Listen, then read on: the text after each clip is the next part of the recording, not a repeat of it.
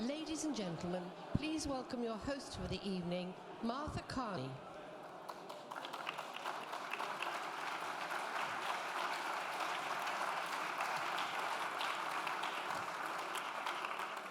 Hello, everybody, and welcome to the 2019 Ashden Awards. And I can just say this is my first time here, and what a brilliantly warm atmosphere it is, because we're coming to celebrate and reward, and it's great to be part of it. Now, the past year has certainly been a tumultuous one, hasn't it?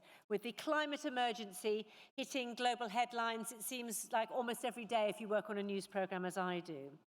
Many of you here tonight, and of course our winners, past and present, are all too well aware of the kind of perils that our planet is facing. But now we have even more evidence. We have the revelation from the Intergovernmental Panel on Climate Change that we have just over a decade to try to limit climate catastrophe. And then more recently, that was followed by the realization of how much destruction we're wreaking on biodiversity. At least 1 million species at risk of extinction because of human actions. Those alarm bells run by traditionally cautious scientific bodies, the realization that we have not too long to act if we have any chance of keeping warming below 1.5 degrees. We hear of the increasing death toll from heat waves, hurricanes, wildfires and flooding, not to mention air pollution. In response, dozens of towns and cities across the UK have already declared a climate emergency, as have also the Scottish and Welsh governments. And at Westminster, MPs have approved a motion to declare an environment and climate catastrophe. But if and once an emergency is declared, what then? Well, maybe the winners that you're going to see tonight are part of the response. For 18 years, Ashton has been seeking out, rewarding, and showcasing sustainable energy solutions from around the world. And this year's no exception. You're going to hear about what I've certainly found intriguing, but also effective projects, which are going to combat climate change and something which is also so important to combat poverty as well.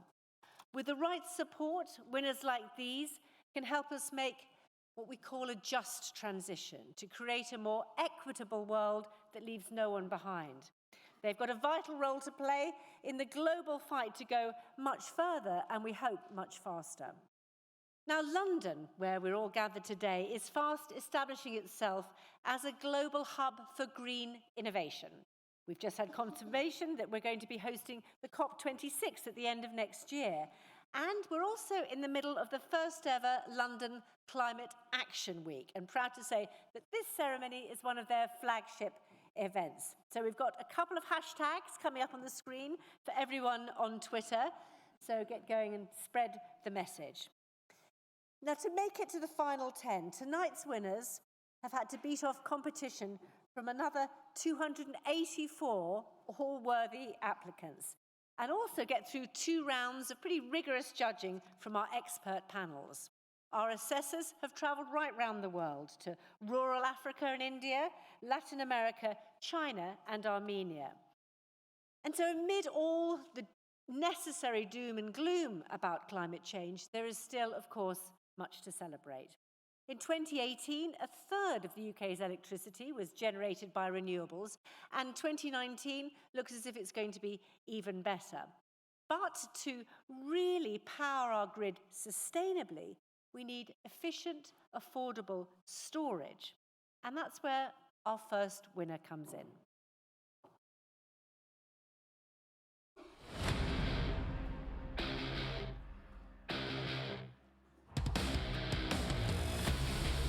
My name is Mark Somerset. My position is Director of Business Growth at Highview Power. Highview Power has been going since 2006. It's developing cryogenic energy storage technology. There is an increasing need for energy storage to capture renewable generation, which otherwise would be wasted, and then to release that back into the grid at times when that renewable generation is not producing, such as the wind not blowing or the sun not shining.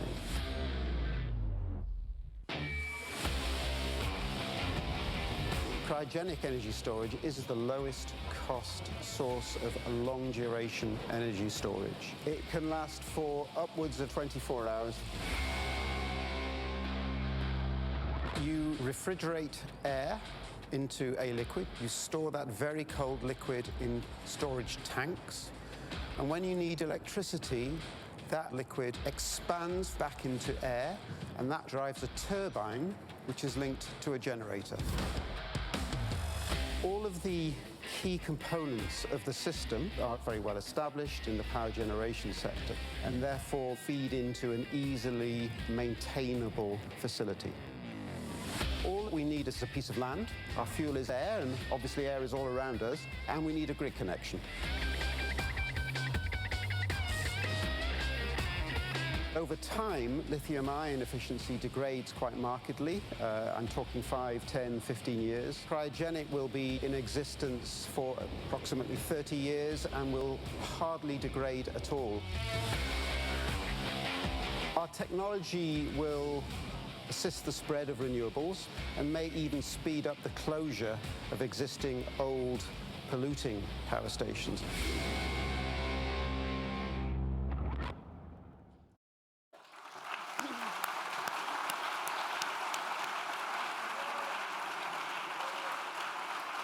That was such an ingenious solution, wasn't it? And our judging panel said, to continue to decarbonise the grid, we need regional scale storage. This is the system change we need. Please welcome Ian Sim to give out the Impacts Award for Energy Innovation, and to receive it, please welcome Javier Cavada and Mark Somerset of Highview Power.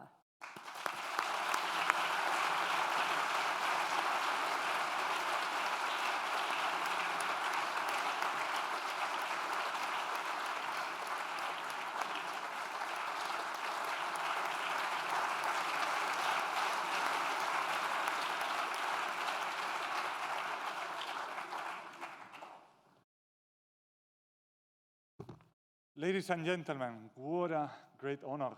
We are very proud. I'm very proud on behalf of the Highview team, extremely talented team.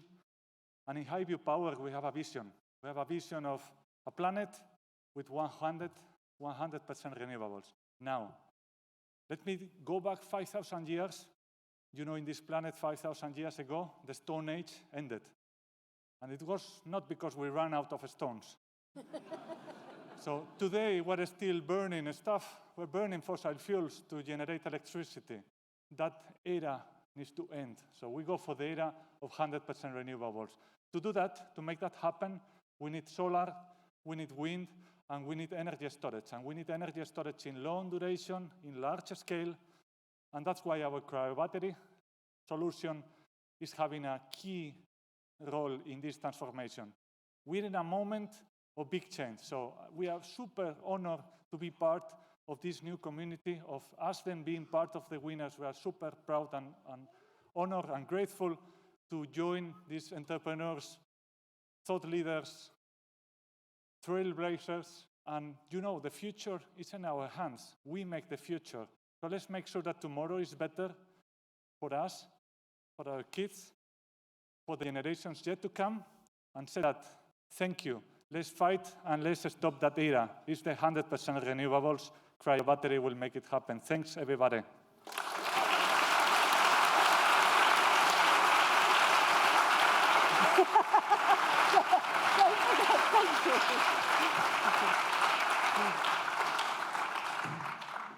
Very important to collect the award. Thank you, Ian, and well done to Highview Power. Now, the next award keeps us firmly in the realm of high tech, with an innovative AI approach to monitoring and reducing energy use in China, where, as we all know, cities are growing so rapidly. Let's see how they do it.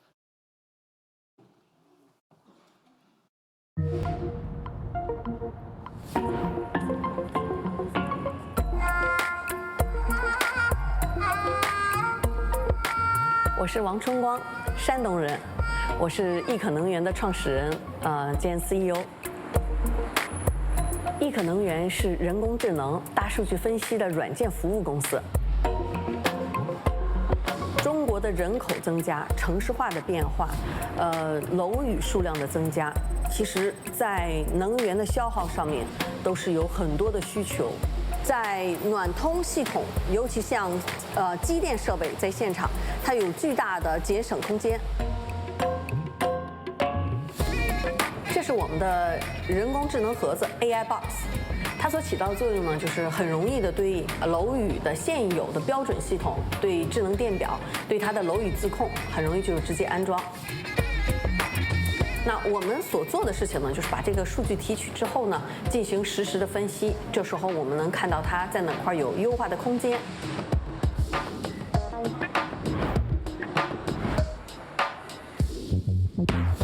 我的客户很容易获取信息，我们会告诉他在下2个小时时间段做什么样的动作，那能节省多少电，省多少碳，他只要按着去执行就可以了。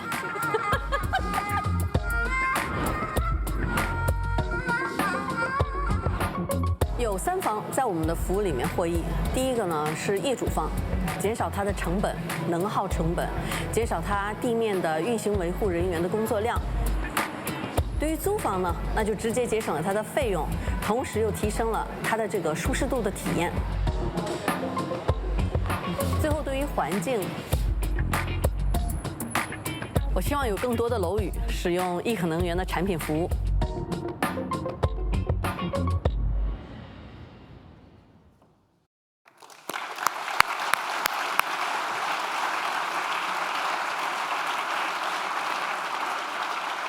Well, the judges were really impressed by the huge potential of demand management we saw there to save money and carbon. The figures of nearly $7 million worth of savings in energy bills and 150,000 tonnes of carbon cut are huge, and actually they've only just started. The International Ashden Award for Sustainable Cities and Buildings is supported by Grosvenor, represented tonight by Drew Panatza, and to receive the award on behalf of eQuota is Chung Juang Wang. Thank you.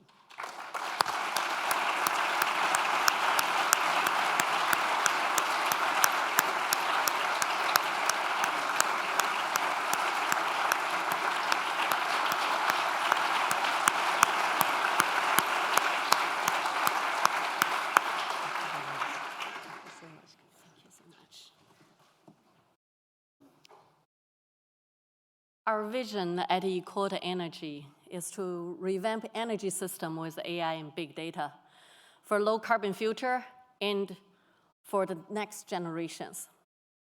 Coming from China, I have witnessed firsthand the environmental damage and waste caused directly by the coal-fired power plants.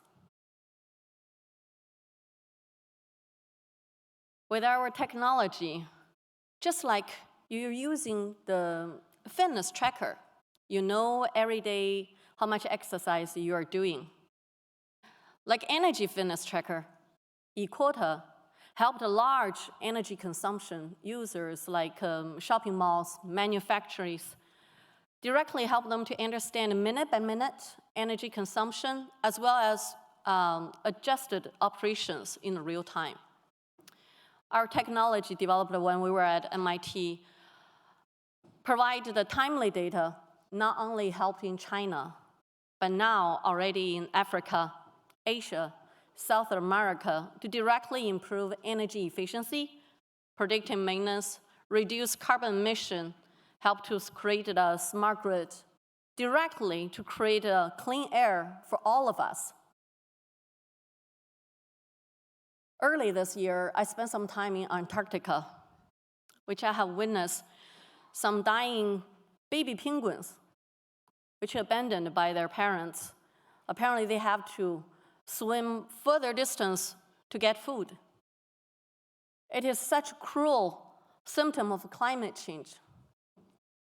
At the same trip, I was fortunately met Christiana Figuera, who has talked about his stubborn optimism for keep pushing the environmental protection.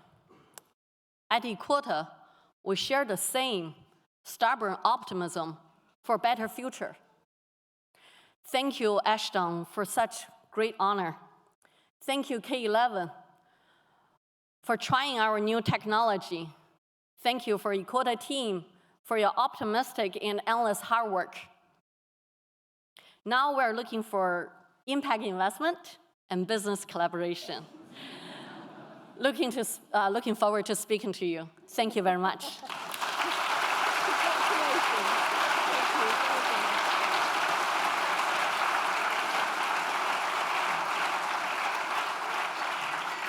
That story about the baby penguins really brings home, doesn't it, the impact of climate change. Thank you, Drew, and well done, Equota. Now, of course, much of the UK's housing is distinctly low-tech, with 1 in 10 UK households still in fuel poverty. The need to make our homes as efficient as possible is, of course, a real priority. Our next winner has developed a brilliant whole house solution that works especially well for social housing.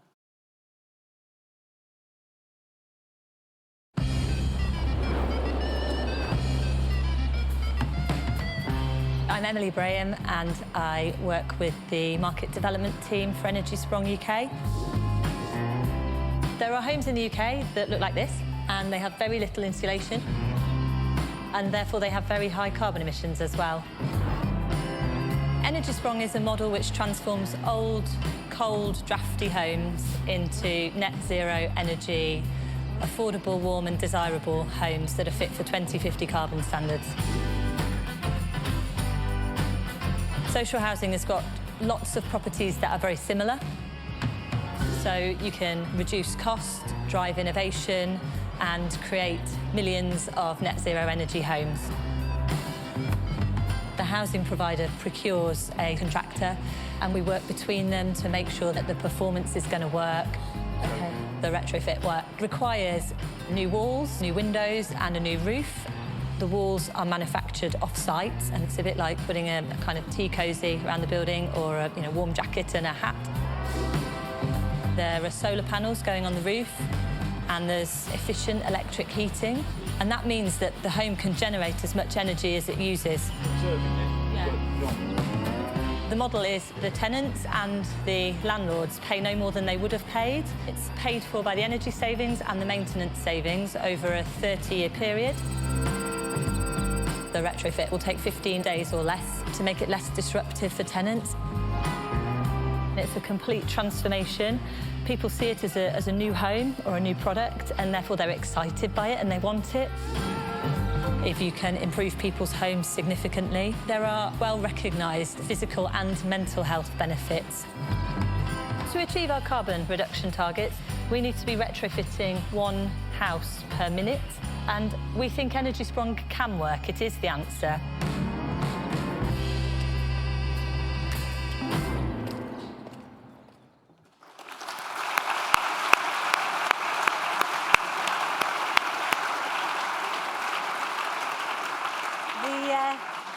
The National Energy Foundation has a history of incubating new and retrofit ideas, and also a habit of winning Ashden Awards, because this is their 3rd. The UK Ashton Award for Sustainable Buildings is sponsored by Garfield Weston. Here to present the award is Ashton trustee Jonathan Porritt, and to collect it, please welcome Ian Hutchcroft, Emily Braham and Gabby Mallet from the winners, the National Energy Foundation and Energy Sprong.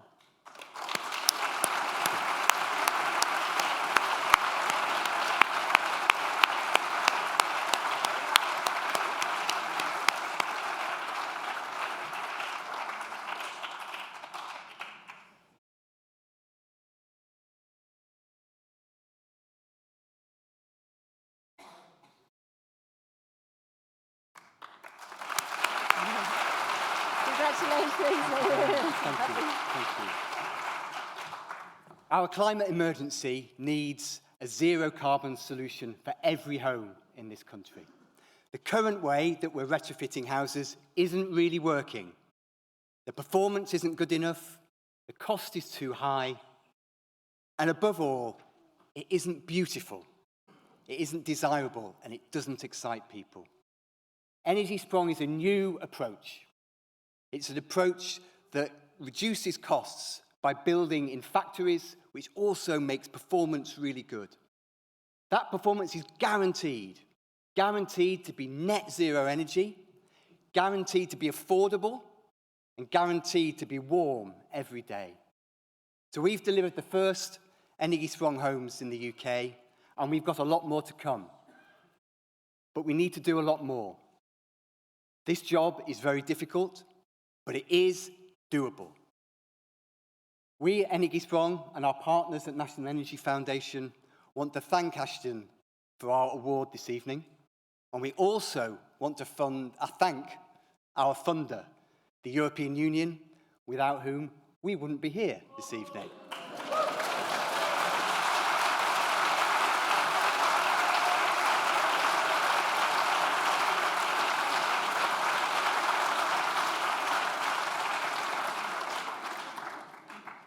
We need to do more, and we can do more. If you can help us do more, please come and speak to us. Thank you.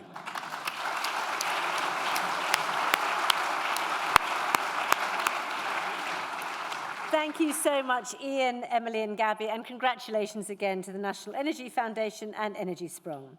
Well, staying in the UK, let's turn our attention to the air that we breathe.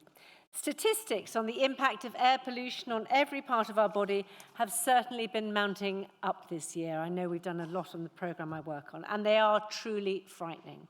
Worldwide, 4.2 million people die prematurely each year because, quite simply, they're breathing polluted air. We must act quickly, and as our next winner shows how, with true grit in the face of opposition, we can make change happen. Let's see what's been done just up the road in North East London.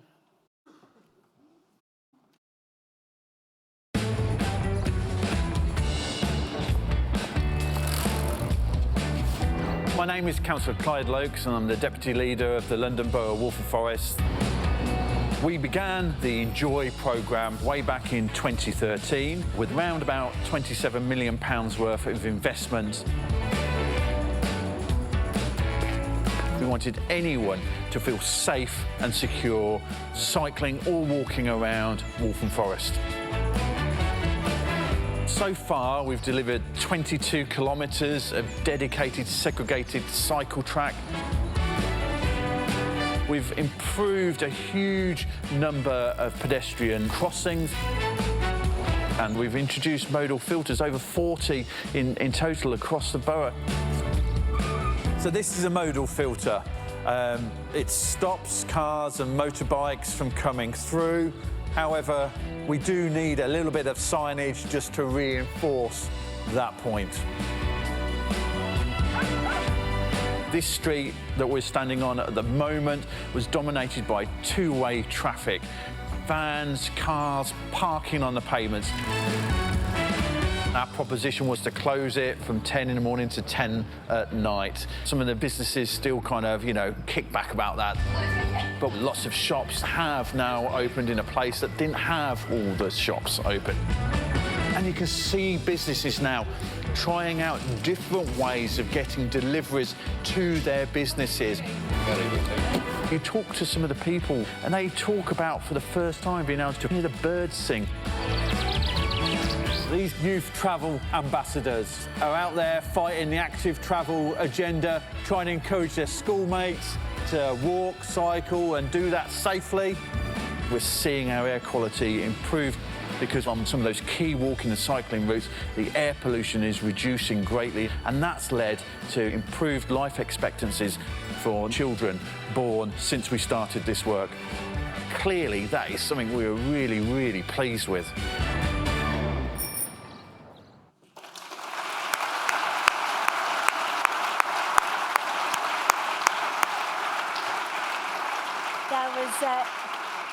Enjoy Waltham Forest there. Now, Ashton's been talking a lot about what they call the co-benefits of sustainable energy recently, and that was one of the reasons that this winner impressed our judges, because this approach demonstrates so well how a radical programme to encourage cycling and walking creates real public health gains.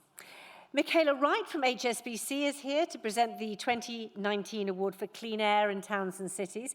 Please welcome her, and from the video, from the London Borough of Waltham Forest, Councillor Clyde Lokes.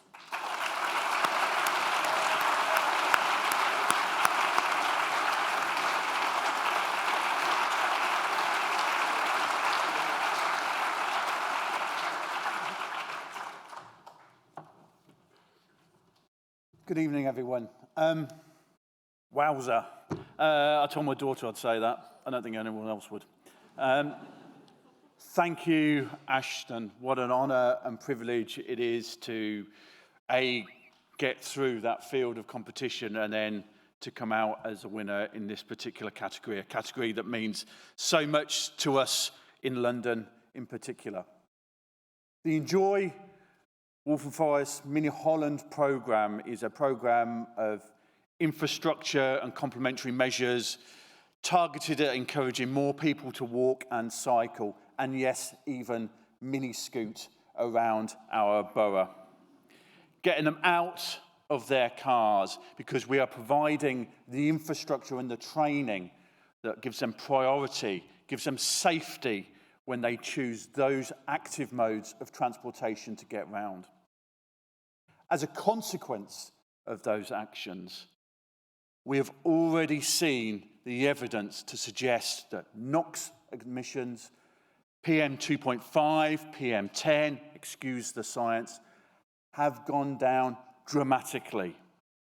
Air quality improving across the borough, leading to babies being born since 2013, living an extra 6 weeks worth of life as a consequence of a highways scheme, not a health scheme, highways interventions. I came into local government and politics to change things for the better. It's a cliche, I know, but managing the status quo will not get us out of the climate change emergency. Managing the status quo, mitigating what we already do, will not see us improve the things that we need to prove to hand over this planet to our children and our grandchildren in the state that we found it. I couldn't have done all the things that I have done, though, without the team. And the team is my council officers in my department. The team is the community activists that stood shoulder with local government politicians, a rare thing indeed, to see through some pretty radical and dramatic changes. And I couldn't have done it without the politicians in my council who I have had to drag kicking and screaming on this journey, coffins and all, to do the right thing for the right reasons. Thank you all very much, and thank you, Ashton.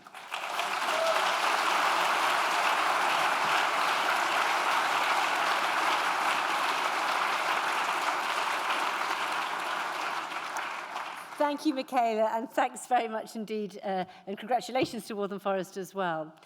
Now, tragically, for many people worldwide, it's not just dirty air outside their home that threatens their health. Indoor air pollution is killing 3.8 million people every year. And one of the major contributors is an activity that lies at the heart of every home, cooking the family meal. I've seen that myself in many different countries around the world, women struggling with kerosene, with open fires, and smoke filling their home on a daily basis just in order to be able to feed their family. But affordable, planet-friendly solutions are out there. And our Ashden Award for Clean Cooking has unearthed one of the best, offering a sustainable solution for households in Africa, India, and Mexico.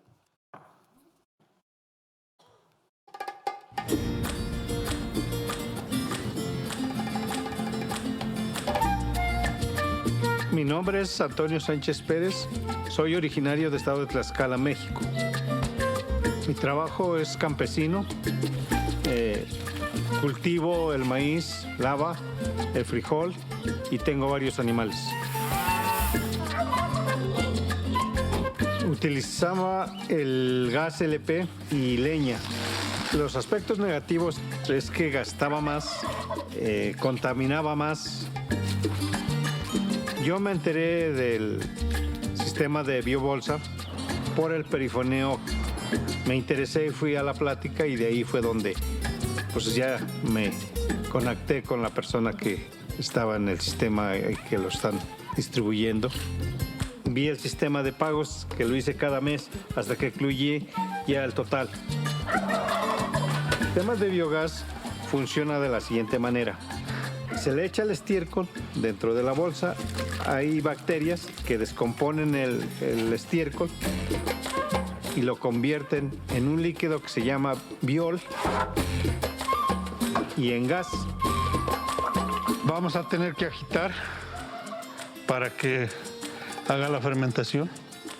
Lo vamos a tener que agitar la bolsa para que se revuelva y hagan la fermentación y produzca el gas. De aquí sale el gas. Una va a la estufa y la otra va al boiler del baño. Me voy a llevar el biol al invernadero para las hortalizas.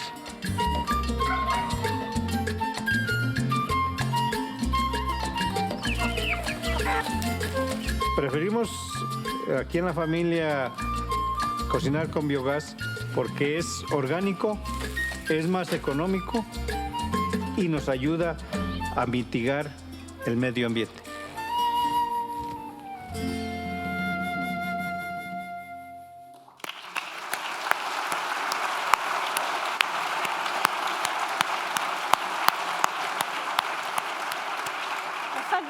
Fantastic illustration there of the way that biogas works. Well, Sistema impressed judges with their affordable and quick-to-install technology and commercial approach to rural areas.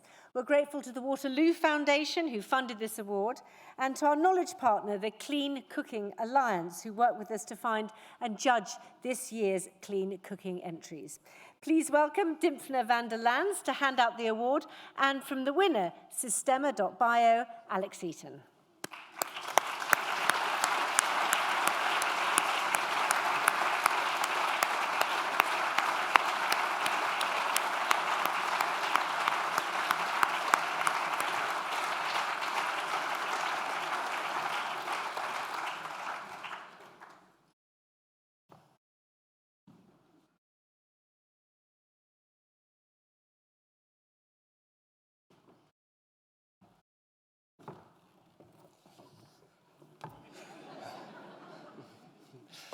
So 6 years ago, we applied for the Ashton for the first time.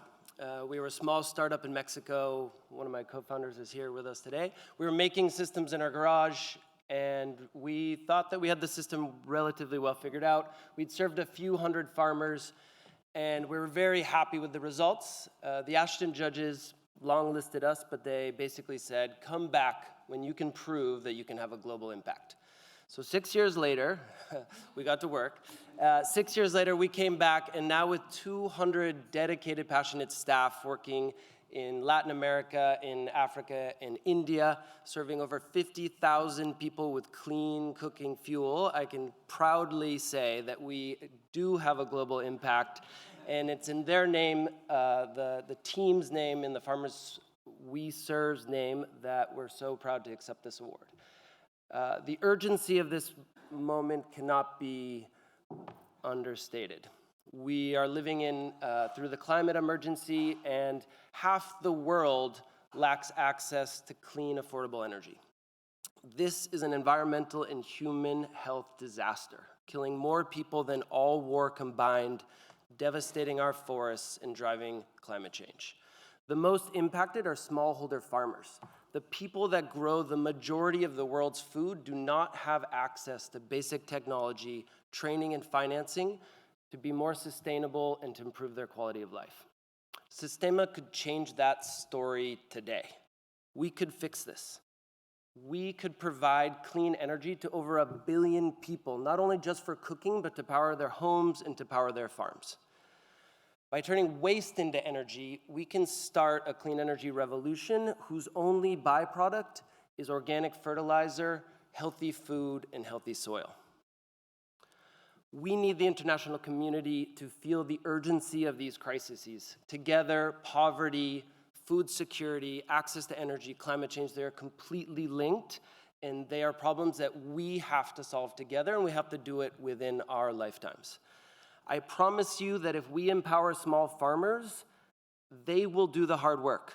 They will be the ones in the field supporting their families, supporting their communities, and helping us solve these problems.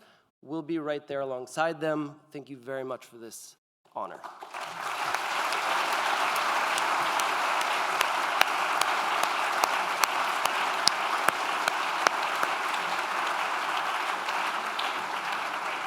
Thank you. Thank you so much, Dymphna, and congratulations to the whole team at Systema.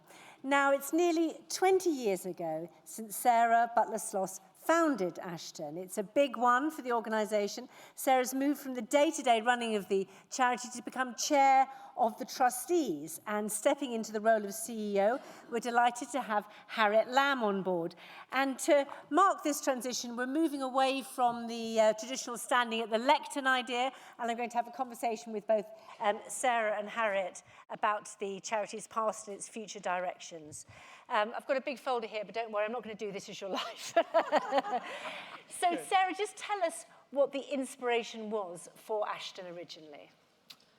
I think the inspiration for me came from meeting some women in Kenya and seeing what they were cooking on, and that had a profound effect. I went back at the late 1990s, I went to 2 schools in Kenya to see the stoves that the women were cooking on. In one school, the kitchen was full of smoke. There were 4 women cooking on open fires. There was no ventilation, and the walls were blackened, and I was coughing within 5 or 10 minutes of being in that room.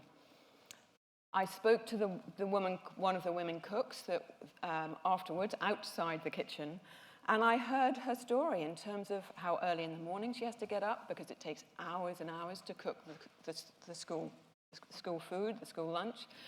I heard about her horrible cough that just wouldn't go away because she was cooking on these smoky stoves. And she also showed me the huge pile of wood that she was cooking on, which was a huge pile of wood. I then went to a second school, and there was a wonderful new stove. It took all the smoke out of the kitchen. It took less than half of the wood. It took less than half of the time to cook on. The cooks were happy. They had no coughs. They were healthy. And it would seem to be a no-brainer, a win-win-win. And in order to pay for that stove, they just had 3 years of paying for it through the savings that they made from the wood. But very little was happening. You just thought, why isn't every school in Kenya having this sort of technology? And of course they weren't, and very few people at the end of the 1990s and early 2000s were thinking about energy access and energy poverty. And yet, there were 3 billion people that had no access to clean cooking. And there were 2 billion people that had no access to electricity at all. So that meant no electricity for light at night, no electricity for their health centers or their schools, no electricity for irrigating the land. And it just seemed like this was a big problem, but no one was talking about it. And it's obviously has a terrible impact on women's lives, as you say, you know, sitting inside these smoke-filled rooms all day, but also outside air pollution. I was in Afghanistan in December, and it's in a valley, and there's just this pall of smoke over it, not just from cars, but from the wrong kinds of fuel being used for cooking. Well, that's obviously your inspiration. That was my inspiration. Yeah. And Harriet, what is it that, in your background, obviously you work for Fair Trade, but what is it that made you want to get involved in Ashton? Yeah, can I first start by appealing for the sympathy vote from the audience, because I've got such a terrible job stepping into Sarah's enormous, well, actually very petite, but yet ginormous shoes. And the reason I wanted to come and work at Ashton was because, as you say, when I was at Fair Trade, I remember first going to visit smallholder coffee farmers in Rwanda, and this will be about 20 years ago. And one of the smallholder farmers showing me around her plot and saying, but the problem is now, it rains when it should be sunny, it's sunny when it should be rainy, the weather's gone haywire, and that's destroying our crop, and that destroys our ability to earn a living. And gradually finding out again and again and again that that was a pattern hitting, above all else, the poorest people in Africa and Asia and Latin America, who've done the least to contribute to climate change, but yet are paying the highest price. And so I began to see how tackling poverty and tackling conflict and tackling climate change are the three big issues of our time, and they're all interconnected. And then when I heard about Ashton, I just love the focus on solutions. I just think, I don't know about all of you, but I feel tonight is a bit like getting a legal high. So you can come here and you can see there are the solutions, and that's the world I want to live in. And yes, and I find that personally inspirational as well, because particularly if you're in the news business, day after day you're looking at the IPCC reports, you're hearing all the data, and it just seems almost insurmountable, the kind of challenges that are being faced. But some of these solutions really can make a difference. When you look back over your nearly 20 years, Sarah, what would you point out, do you think? Some of the key solutions and the changes that I've seen. One of the things I'm most proud of at Ashton is just seeing all these amazing winners. To pinpoint one is almost too difficult, but just to see and to be and to get to know the people that are really making that difference. And it makes me very proud not only to be able to reward them and to support them after we've rewarded them, and to see the impact of winning an award that has, the kudos and the publicity they get, then a support program for Ashton. And we're seeing many of our winners doubling their size in the first year or the second year, which is really exciting. I thought it was very interesting with the guys from Systema.bio saying that, they'd been longlisted, and then through your encouragement, they went global, and then they were able to so that must be when you're sort of nurturing small groups and giving them a sense of direction. Yeah, and we've had some wonderful winners, just Grameen Shakti way back in the early or mid-2000s, we saw them go from an organization that was about 60,000 solar home systems, and they were transforming the lives of Bangladeshi women. And then within a couple of years, they were, 500,000 or something. They just, we're seeing, and we see that again and again. Burn Manufacturing, a cook stove manufacturer in Kenya, and they kind of double their turnover very rapidly. It's really rewarding to see that. And way back when we started, it has to be said, the Millennium Development Goals that came out in 2000, there was no mention of energy or sustainable energy or energy access in the Millennium Development Goals. That's sort of, it's very hard to believe now, and then 15 years later, the Sustainable Development Goals came out, and energy was at the start, at the heart of it. And energy touches so many aspects of development, whether it's gender equality, whether it's good livelihoods, whether it's avoiding hunger, it's the whole, and health. The whole gamut of these are so touched by energy that it's wonderful to see that now recognized. And so that's been certainly a massive change that we've seen. Yes, which was the interconnections that you were talking about Harriet. And do you think, often when we think about these sort of enormous issues of climate change, we think it's, it's governments or governments working together that are the levers that can affect change. But I suppose what we're celebrating here this evening are bottom up, aren't we? The sort of smaller enterprises. And how much difference do you think that they can make? Oh, absolutely. I think it's smaller enterprises that can lead the change. And I think we've seen tonight all the Ashton winners show the more just and the fairer and the more inclusive world that we all want to live in. So we don't want to, with renewable energy, just create the same concentration of power and inequality that we have in the fossil fuel economy. We also want to change the way that whole economy runs by building actually from the bottom up and really finding the solutions there which are more inclusive, that do involve people, but then also taking them to scale. And I think that's what we want to do at Ashton in response to the climate emergency. We want to really think, how can we scale up our impact and our influence? Because although it is also about the small-scale solutions, you absolutely need the changes at the global level. As you mentioned, COP coming here to Britain gives us all a great chance to rally behind making sure that we can get big, bold actions by then. But you need national government to change. You need local government. You need our schools to change. And that's where some of our ambitions are. So to give you one example, Ashton's worked now for a long time with schools, up to 450 schools have been part of our Less CO2 programme, where they've actually managed to save 14% on their energy bills, which of course is the key thing most people are worried about, but at the same time reduce their carbon footprint by 12%. Now, what if we took that brilliant scheme and took it to every school in Britain? There's 28,000 schools in Britain. That strikes me as completely doable. So those are some of the solutions we would like to take and scale up through schools themselves, but also through changing the national government and local authority policies. And over the 18 years, Sarah, what would you say have been the unexpected wins? And what about frustrations along the route as well? I think the most unexpected win, one really lovely thing that happened back in 2011 or something, was actually when there was the history of the world in 100 objects. Oh, yes. And that was run... Radio 4 series. Radio 4 just today. Yeah. And on the Today programme, in fact, it was announced that what the 100th object was. And I was so delighted that the 100th object in a history of the world in 100 objects was a solar lantern, which happened to be one of our winners. So it's things like that. But the really lovely ones have been just seeing what happens to our winners. But it's not enough. You know, it's not enough. And there we were talking about it. In 2001, we started doing the awards. I thought in my naivety, well, 5 years down the line, 8 years down the line, the world would have woken up to the fact we need renewable energy. We've got a climate problem, and maybe it would be helpful to...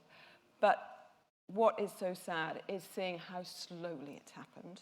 That's been the biggest frustration, is seeing how slowly people are really waking up to this. Well, especially one of the issues is storage, isn't it? Which we saw with the cryogenic scheme, that there was one of the winners earlier, yeah. But there's a lack of finance going into this. It's such an important thing. This sector needs the money to go from the fossil fuels and divest it away from the fossil fuels and invest it in these clean technologies. That's what's so important. At the moment, we need the buy-in from policymakers. We need the incentives and the regulations and everything else to really move the dial, and it's just taken so long, you know.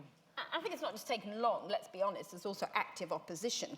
Yeah. Now, let's hope that one of the species that is going extinct are the climate deniers, but there's no question, as Sadiq Khan said, launching Climate Action Week on Monday, he actually said the problem now is the climate delayers. The people who are going to drag their feet and say, yeah, but we can't do it yet, or we can't do it until, or we've got to wait. And I think the scale of the opposition to what we're trying to do is tough, and that's why it's so important that we all collaborate more. You know, the time for sort of hiding my homework is over. It's absolutely critical that the sort of model that's behind Ashton, with you've got government and business and finance and civil society all coming together to try to find the solutions. I think we've really got to scale that up to another level yet. And actually, that's why we would be appealing to everybody here tonight. If you're happy to open your doors and open your hearts and minds to share your ideas with us, open your address books, dare I say, open your checkbooks, that it is going to take that kind of... We have actually got to get tougher, probably, if we're going to really build on the incredible, successful solutions that we know we've got to go to a net zero economy. We've got the solutions, now we just have to get behind them. And Sarah, Harriet was talking about the kind of actions that you want to encourage, that Ashton wants to encourage in schools. But is there international collaboration that you can think of? Yeah, well, we want to work with as many governments, but also as many international organizations. So we work very closely, for example, with the Sustainable Energy for All, which is part of the UN initiative to help promote the SDG 7, which is universal energy access for everybody, sustainable energy access for everybody. And what we do is we work very closely with them and share our stories as they speak to policymakers. So it's working with those that are close to policymakers at a very global level that we're very interested in. And for example, in New York, coming up in September, we will be at the United Nations General Assembly during their awards, during their Climate Week, and promoting some of our winners and getting those in front of really high-level audiences and ministers of energy as well. So it's that sort of thing. We're always wanting to highlight, promote, talk about the stories of success and get them to the attention of at the highest level. And just to give another example of where we're trying to get change is actually with local authorities, and that's why it's so inspiring to see what Waltham Forest have done, for example. And we've actually just launched last week a whole toolkit just full of amazing examples of companies and local authorities taking action. Because we've got more and more people declaring a climate emergency, and then what? Then what do we do? And so that's where we at Ashton are really keen to come in and say, look, here are all these solutions, they're out there, and we just need to get behind them.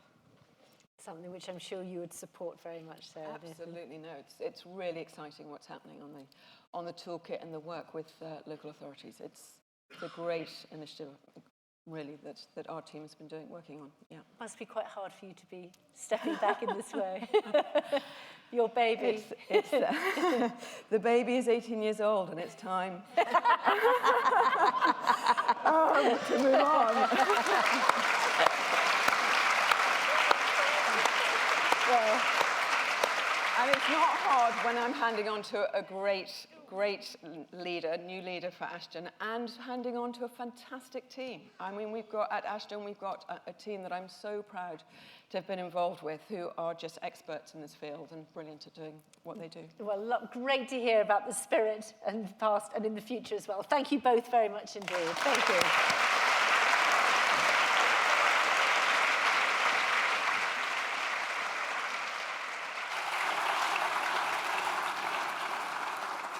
Thank you so much. That was really lovely to hear you both. Now, back to the awards. Rickshaws are an everyday sight in cities across the world. But you'll know, if you've travelled to countries like India, how much pollution they cause because a lot of them are running on petrol or diesel. And they're a significant contributor to polluted air. And the drivers, by and large, or pretty well all men, are very poorly paid.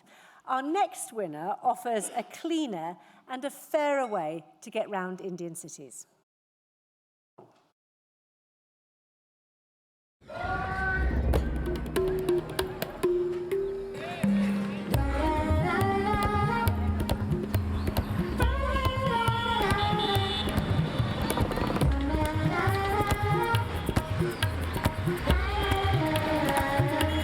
मेरा नाम रवि कुमार है।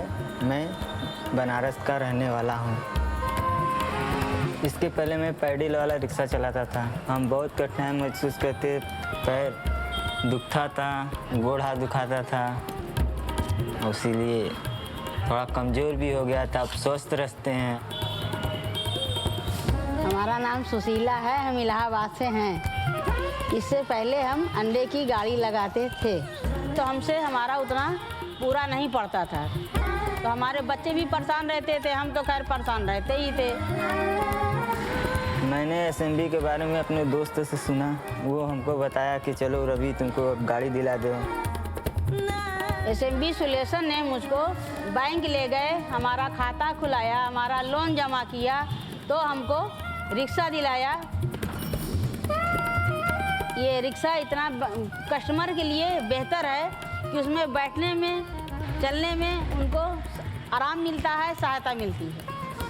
जहाँ चाहते तहाँ छोड़ देते, गली में भी चला जाता है, सड़क में भी चला जाता है।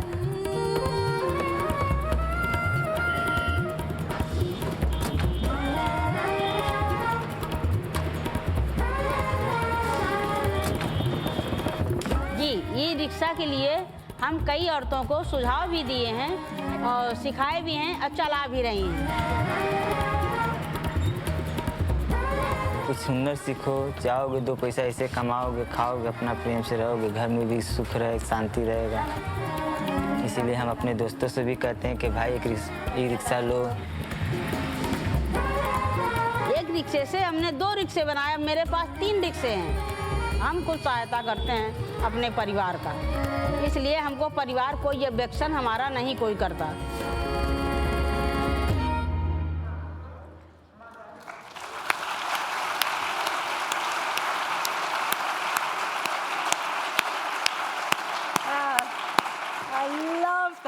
rickshaws, how fantastic. Now, our judges described SMV as the perfect sustainability fit, tackling everything from women's empowerment and social justice to clean air. To present the Ashden Award for Sustainable Mobility, please welcome Keegan Lovely from the supporter Bank of America Merrill Lynch and the winner, Naveen Krishna from SMV Green.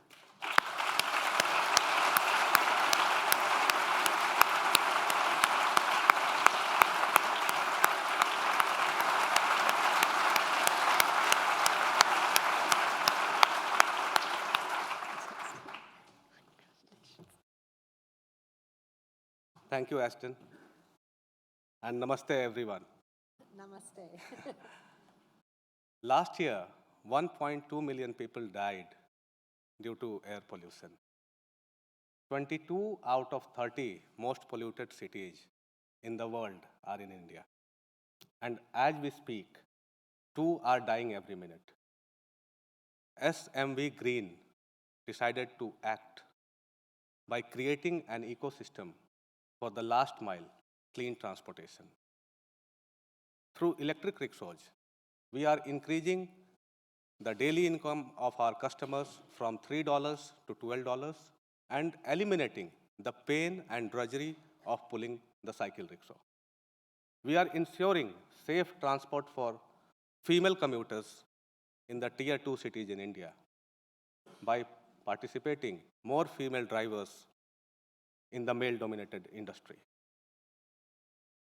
We reduced 3,000 tons of CO2 emission by catering to 75,000 customers, commuters last year.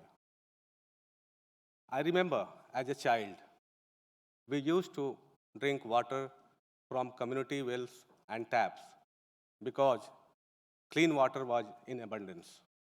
And as I grew up, I had to carry a bottle of water in my hand because the groundwater has gone bad.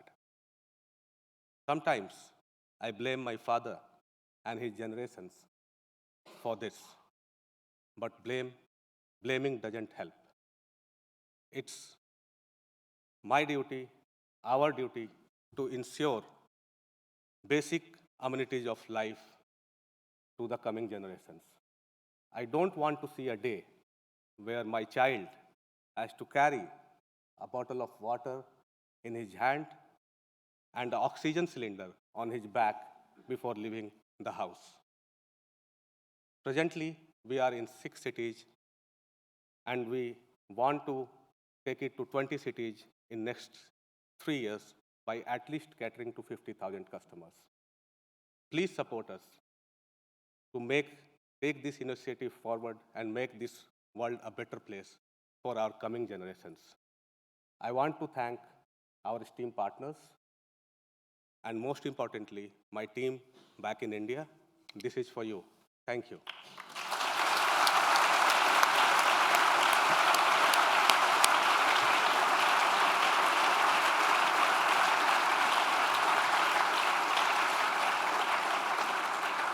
Thank you, Keegan, and thank you for such a lovely speech to SMV Green. Now, the commitment to what's known as a just transition is recognised in the 2015 Paris Agreement. The move to a low-carbon world must be fast, but the view is it must also be fair. As we move to a world powered by clean energy, then we must make sure that we leave no one behind, whoever and wherever they are. Our next winner has done just that, empowering the women silk reelers of India by putting the ownership of new technology right into their hands.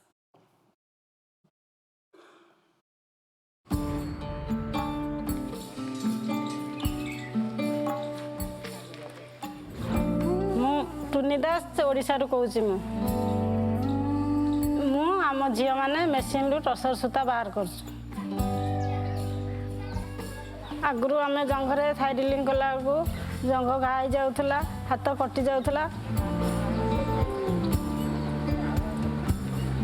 एबे आम solar रे काम करूचु line कटिगले भी आम solar रे काम करि पारुचु घर काम करके आउ किछि हमर असुविधा नाही। हाँ ये मेसीन टा मोर मु 1.5 वर्ष होला ये मेसीन ले सूता बाहर करूची ये मेसीन रु आम अधिक सूता करि पारुचु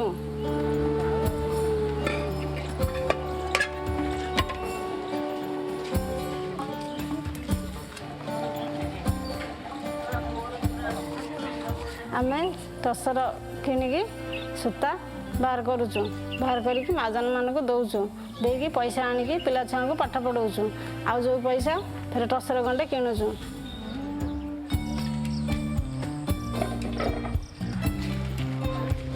ମୋତେ 2ଟା ମେସିନ୍ ମିଳିଛି, ଯେବେ ଆଉ 4-5ଟା ମେସିନ୍ ମିଳନ୍ତା ମୁଁ ବହୁତ କାମ କରନ୍ତି, ପିଲାମାନଙ୍କୁ ବି କାମ କରେଇ ପାରନ୍ତି, କାମ କରେଇକି ଛୁଆମାନଙ୍କୁ ପାଠ ପଢ଼େଇମି, ତାପରେ ତାଙ୍କ ବାହାଘର ଧୁମଧାମରେ କରିତେ ମୋର ବହୁତ ଆଶା ଅଛି।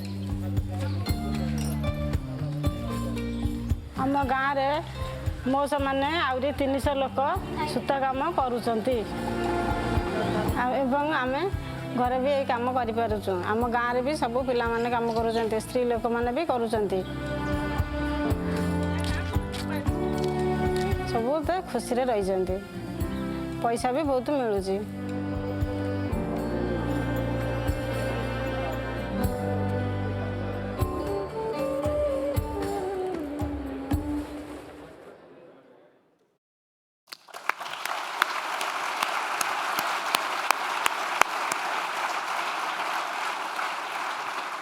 Well, this winner really impressed the judges by, as we saw, putting technology into a sector that was crying out for it, empowering women, as we heard, doubling their income. The Ashden Award for Powering Business is supported by the Department for Business, Energy and Industrial Strategy. To present the award, please welcome Ben Golding, and from the winner, Resham Sutra, Kunal Vaid.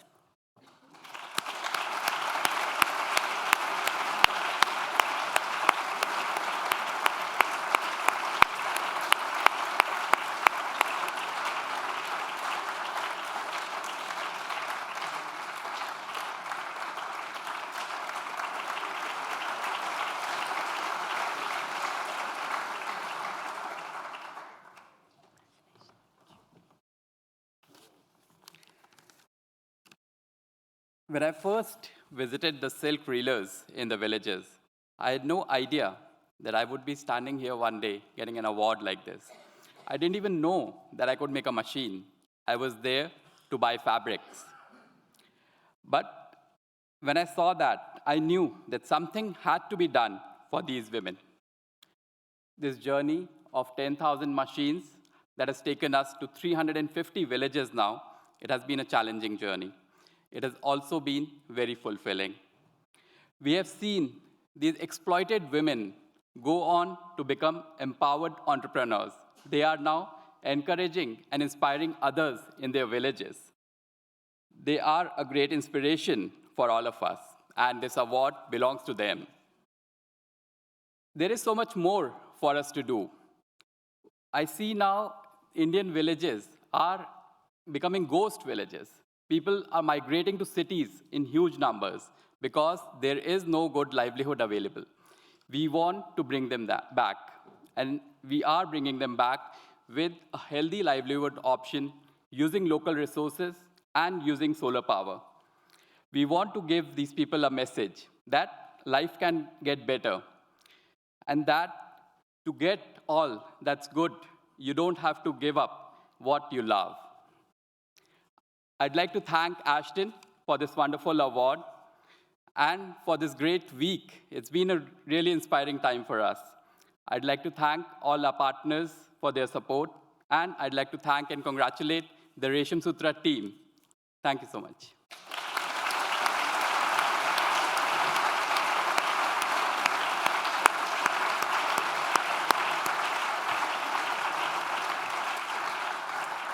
Well, in several of the wards here tonight, you've witnessed the power of sustainable energy to transform lives. And improved health, from cleaner air to fitter people, is just one of the most dramatic impacts. Just as important as cleaning up our air is reliable, affordable, and sustainable energy to power healthcare, especially in areas where you don't have reliable electricity. Our next winner has taken a truly integrated approach, led by doctors.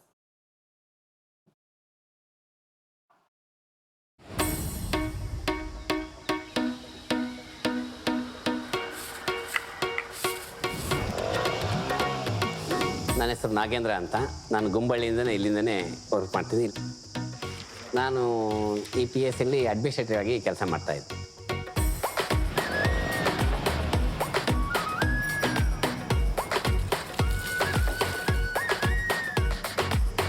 Karuna trust ಎಲ್ಲಿ ಆರೋಗ್ಯ ಸೇವೆ ಸಿಗ್ತಾ ಇಲ್ಲ ಅಂತ ಇಂಡಿಯಲ್ಲಿರುವಂಥ ಜನಗಳಿಗೆ ಸೇವೆಯನ್ನು ನಾವು trust ವತಿಯಿಂದ ಕೊಡ್ತಾ ಇದ್ದೀವಿ. ಈ ಒಂದು ಆಸ್ಪತ್ರೆಗೆ ಬರೋದ್ರಿಂದ ಎಲ್ಲ ರೋಗಿಗೂ ಉಚಿತವಾಗಿ ಒಂದು ಸೌಲಭ್ಯನ ಟ್ರೀಟ್ಮೆಂಟನ್ನು ನಾವು ಕೊಡ್ತೀವಿ. ಮತ್ತು ಇದು ಎಲ್ಲರಿಗೂ ಹತ್ತಿರ ಇರೋದ್ರಿಂದ ಸರ್ಕಾರದಿಂದ ಅವ್ರ ಹತ್ರ ಬರೋಕ್ಕೆ ಆಸ್ಪತ್ರೆಗೆ ಬರೋಕ್ಕೆ ಈಸಿ ಆಗುತ್ತೆ. ಮತ್ತು ನಾವು ರೆಗ್ಯುಲರಾಗಿ ಫಾಲೋಅಪ್ ಮಾಡ್ತಾಯಿದ್ದೀವಿ. ಈ ಒಂದು ಪ್ರಾಥಮಿಕ ಆರೋಗ್ಯ ಕೇಂದ್ರಕ್ಕೆ ಆರೋಗ್ಯ ರಕ್ಷಾ ಸಮಿತಿ ಅಂತ ಗುಂಬಳ್ಳಿ ಒಂದು ಕಮಿಟಿ ಇದೆ. ಈ ಕಮಿಟಿಯು ಇದನ್ನೆಲ್ಲ ಕೆಲಸ ಕಾರ್ಯಗಳನ್ನು ಪರಿಶೀಲಿಸಿ ಇದು ನಿರ್ವಹಣಾ ವೆಚ್ಚನ ಅದನ್ನು ಭರಿಸ್ತಾ ಇದೆ. ಈ ಪ್ರಾಥಮಿಕ ಆರೋಗ್ಯ ಕೇಂದ್ರಗಳಿಗೆ ಕರುಣಾ ಟ್ರಸ್ಟ್ ಹೆಚ್ಚುವರೆಗೆ ಏನು ಮಾಡಿದೆ ಅಂದರೆ, ಈ ಪ್ರಾಥಮಿಕ ಆರೋಗ್ಯ ಕೇಂದ್ರದಲ್ಲಿ ಟೈಮ್ಸ್ ಕರೆಂಟ್ ಪವರ್ ಗ್ರಿಡ್ ಎಲ್ಲ ಕಟ್ ಆಗ್ತಾ ಇತ್ತು. ಅದಕ್ಕೆ ಸಮಸ್ಯೆ ಆಗಬಾರ್ದು, ಜನಗಳು ತೊಂದರೆ ಆಗಬಾರ್ದು, ನಾವು ಇದನ್ನು ಸೋಲಾರ್ ಸಿಸ್ಟಮ್ ಎಲ್ಲ ಉಪಯೋಗಿಸಿದ್ದೀವಿ. ಈಗ ಈ ಕೇಂದ್ರಕ್ಕೆ ಸೋಲಾರ್ ಅಳವಡಿಸೋದ್ರಿಂದ ಪೇಷಂಟ್ಗಳು ಯಾರೂ ಕಾಯುವಾಗಿಲ್ಲ. ಆಟೋಕ್ಲೇವ್ ಮಿಷಿನ್ ಆಗಲಿ ಯಾವುದೇ ಆಗಲಿ ಚೆನ್ನಾಗಿ ವರ್ಕ್ ಆಗ್ತಾ ಇದೆ.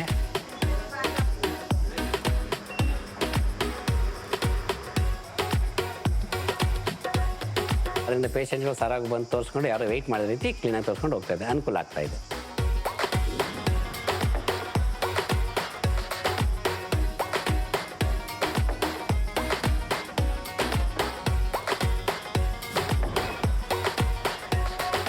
ಇದು ಕರುಣಾ ಟ್ರಸ್ಟ್ ಕಡೆಯಿಂದ ಹೊಸ ಬಿಲ್ಡಿಂಗ್ ಅತಿ ಶೀಘ್ರದಲ್ಲೇ ನಾವು ಇದನ್ನು ಇನಾಗ್ರೇಷನ್ ಮಾಡ್ತಾ ಇದ್ದೀವಿ.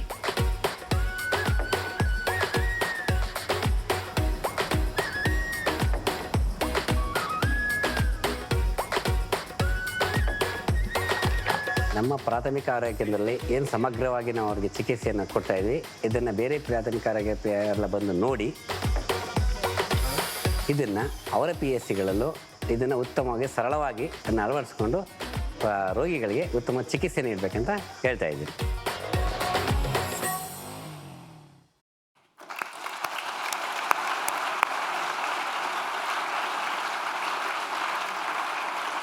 Now, one of the things that our judges like best about this winner is that Karuna Trust showed what's possible when you get local government and communities involved. To present the Ashden Award for Sustainable Energy and Healthcare, supported this year by donations from the Ashton Circle, please welcome Grace Yu, and congratulations to the winner, Vengat Chakuri from Karuna Trust.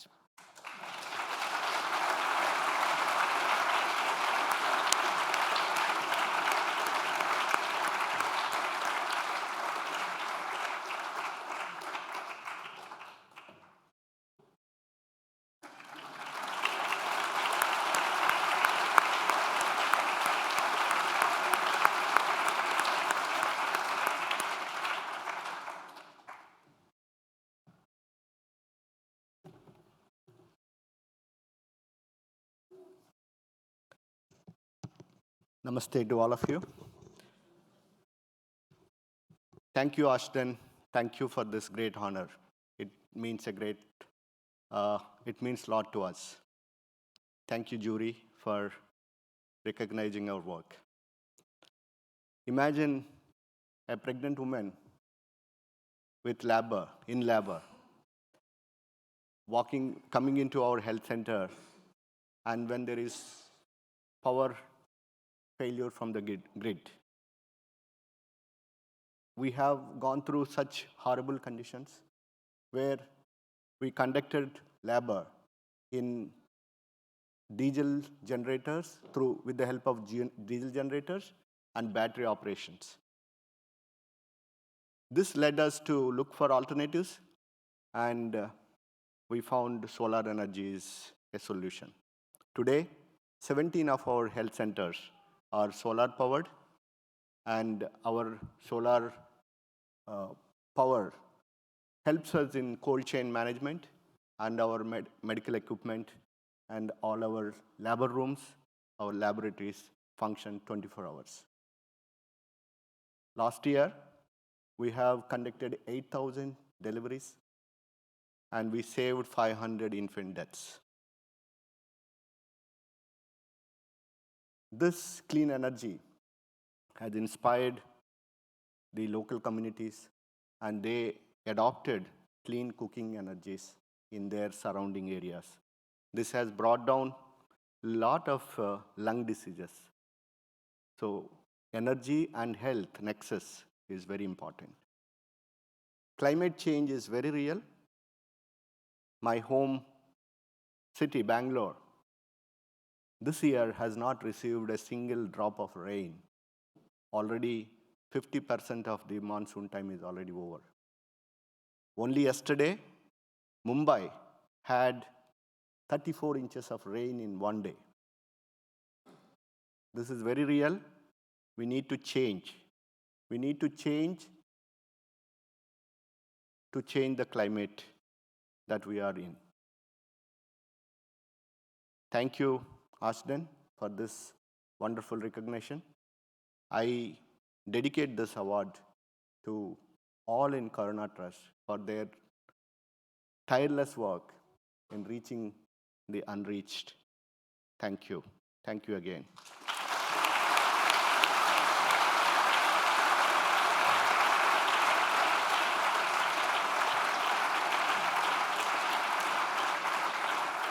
Thank you so much, Grace, and congratulations again to Corona Trust. Now, to get energy, everybody needs an innovative approach to finance. From manufacturers and distributors to end users, flexible solutions are needed. This winner has worked with government to apply subsidies to transform what can be high-risk markets, putting power into the hands of thousands of people.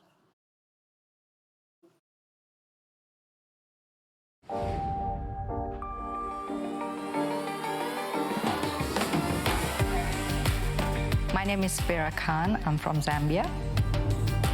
I'm the facility administrator for Beyond the Grid Fund for Zambia.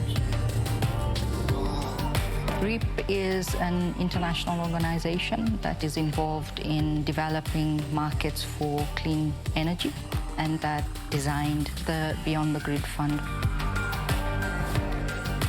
Zambia is much more challenging than the East African countries, primarily because the rural population is very sparsely distributed. The national grid has only been able to reach 2 to 3% of the rural population, which basically means that it is a huge market for the off-grid players. The barriers for companies doing business in the off-grid market have been access to finance. Because the financial sector is underdeveloped, companies providing energy solutions also need to use a platform like mobile money to receive payments from customers in remote areas. The Beyond the Grid Fund was created to enable private sector companies to provide energy services to the rural populace by way of de-risking the businesses. Mature companies that had not looked at Zambia as a market then thought, okay, this was something that they could actually come into. Companies apply for funding that lowers the end price to the consumer. And so there is no pricing differential between either the peri-urban or the deep rural. The company then has to deliver on certain targets, so a certain amount of connections. To date, we have reached 500,000 customers in the rural areas over a period of 1.5 years.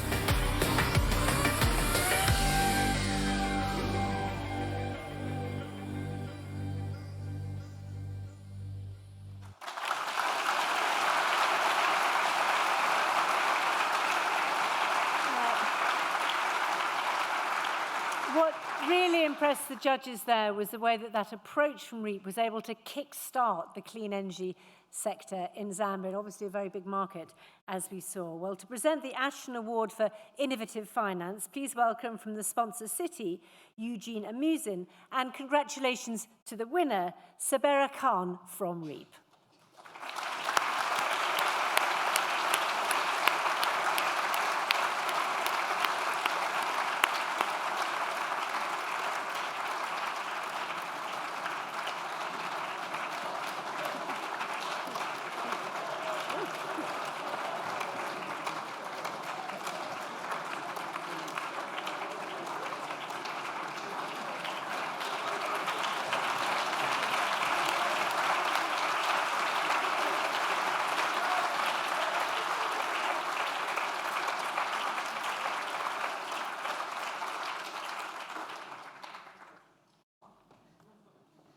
kind of guessing that might have been a team effort.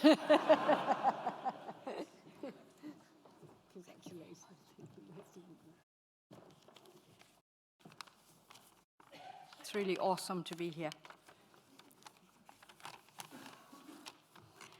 Excellencies, distinguished guests, ladies and gentlemen, a very good evening to you all.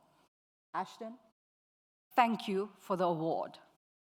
I am accepting this award not only on behalf of my wonderful team at REAP, but also on behalf of the Zambian people and the people of Sweden whose generous funding made Beyond the Grid Fund Zambia possible.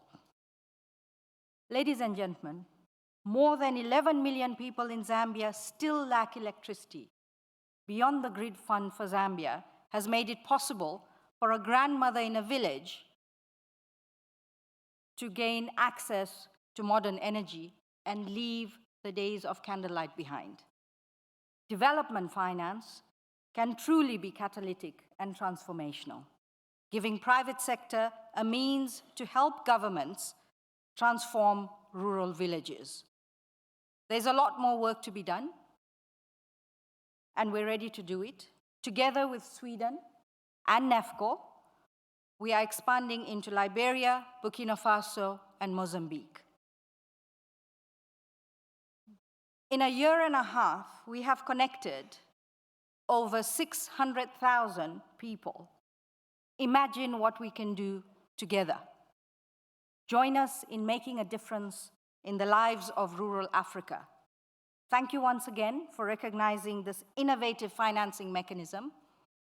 Thank you to my teams in Zambia, which include Office of the Vice President, Ministry of Energy, Lloyds Financials, the private sector, and of course my family back home. Good night and God bless. Thank you.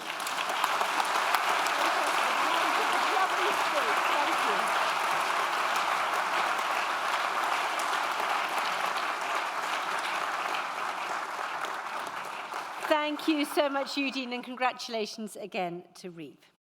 Thank you. Take a while for you to leave the stage.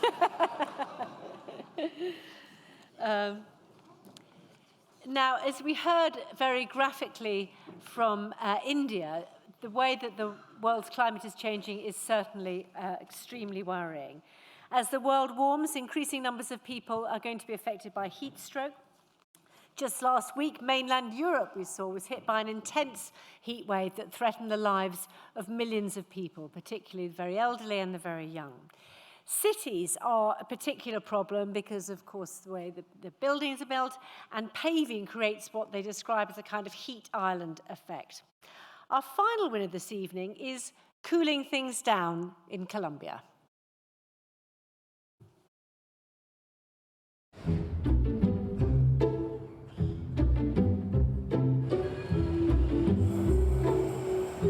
Soy Federico Gutiérrez, alcalde de la ciudad de Medellín. Corredores verdes es adaptarnos a las necesidades ambientales de la ciudad.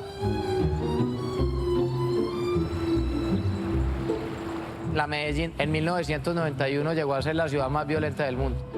Cuando tomamos la decisión de sembrar los 30 corredores verdes, nos basamos en aquellas zonas donde más necesitan el aporte ambiental. Hoy con esa intervención hemos logrado reducir temperatura en más de 2 grados centígrados y ya la ciudadanía lo siente.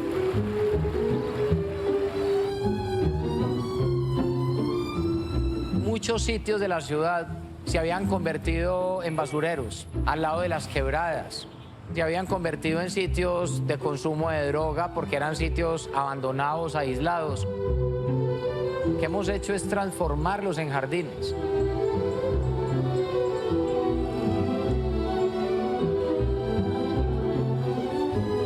Volvieron los niños, volvieron las familias.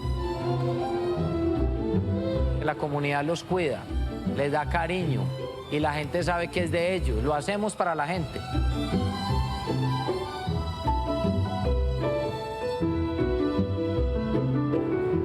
Lo que hemos hecho es contratar muchos más jardineros y eso nos ha permitido capacitar a mucha gente que no tenía trabajo.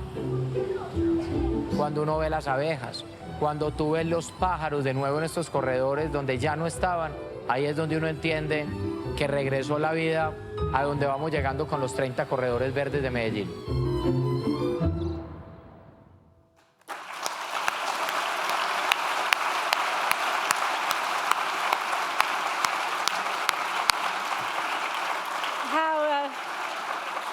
How fantastic to see the butterflies and the bees brought back right into the city. And then the judges loved the way that this winner had brought nature right back into the city, as we saw cooling public spaces, cleaning the air, and creating corridors for biodiversity. Now, to present the Ashden Award for Cooling by Nature, please welcome Dan Hamza Goodacre from the funder, Kigali Cooling Efficiency Programme, and congratulations to the winner, Paula Palacia from Alcaldía de Medellín.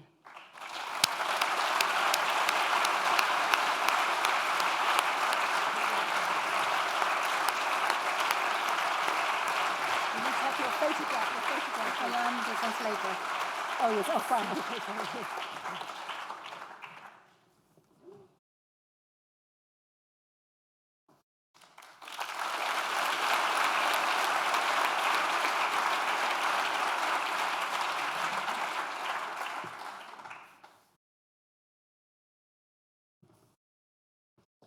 Good evening. Medellín está honrada de ser reconocida por Ashden. Esto no es una competencia para nosotros, sino un espacio para aprender de todas estas maravillosas iniciativas que todos podemos aplicar en nuestros territorios. Medellín is honored to be recognized by Ashton. This is not a competition for us, but a space to learn about the wonderful initiatives that we can all apply in our own territories.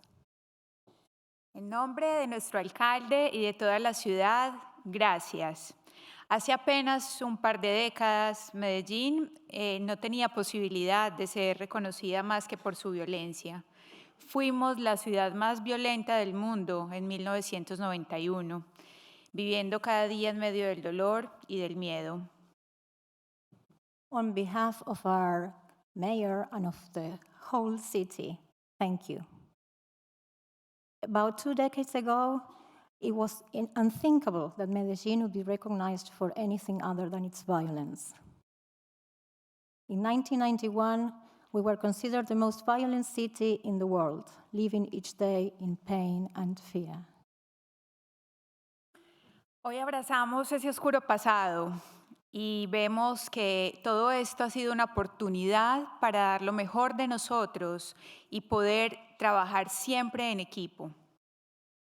Today, we embrace the dark past, and we turned that adversity into an opportunity to give the best of ourselves, always working as part of a team. Hoy Medellín es un mejor lugar para vivir gracias a proyectos como los Corredores Verdes y a que tenemos un increíble grupo dedicado de voluntarios que cuidan nuestros jardines. Los llamamos los jardineros guardianes. Medellín is today a better place to live, thanks to projects like the Green Corridors. We also have an incredible group of volunteers that protect these corridors, who we called the Guardian Gardeners. Este premio reafirma nuestra promesa de seguir avanzando por una ciudad más sostenible que todos nuestros ciudadanos anhelan. This award reaffirms our promise to drive forward towards a more sustainable city, the city that all our citizens long for. Thank you very much.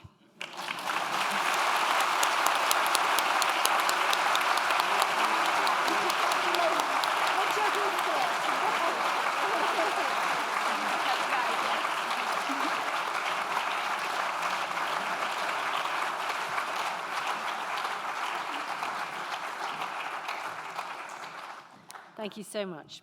Now, over the past 18 years, one of Sarah's great strengths this has been written for me, has been her pulling power. Is there something we need to know? No. What they're talking about is the fact that we've been honoured to welcome many of the most influential figures in the world to this very stage. From Al Gore to Sir David Attenborough, we've heard from nearly all our heroes, but one had eluded us until now. She was the first female Prime Minister, Taoiseach of Ireland, the UN High Commissioner for Human Rights, and the UN Secretary-General's Special Envoy in several roles, including, most pertinently tonight, climate change. Now Chair of the Elders and also Adjunct Professor for Climate Justice at Trinity College Dublin, we're delighted and honoured to welcome to this very special awards ceremony one of Sarah's greatest inspirations, Mary Robinson.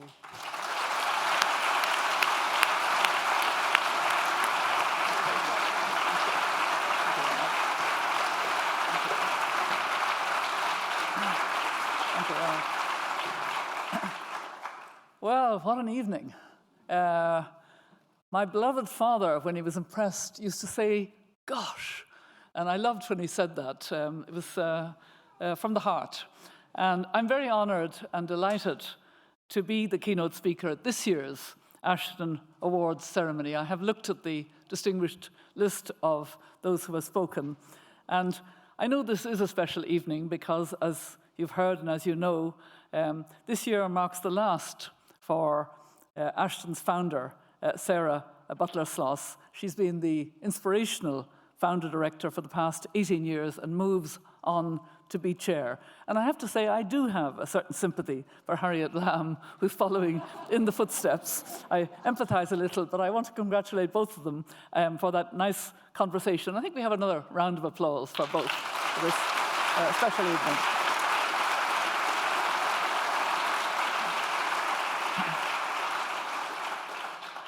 I did actually prepare some words to deliver as a keynote speech and read them to you this evening, but I was so inspired by the awards that I think I'm going to change and speak more from the heart. When I say inspired by the awards, it's clear that each of them was making a difference and was very replicable.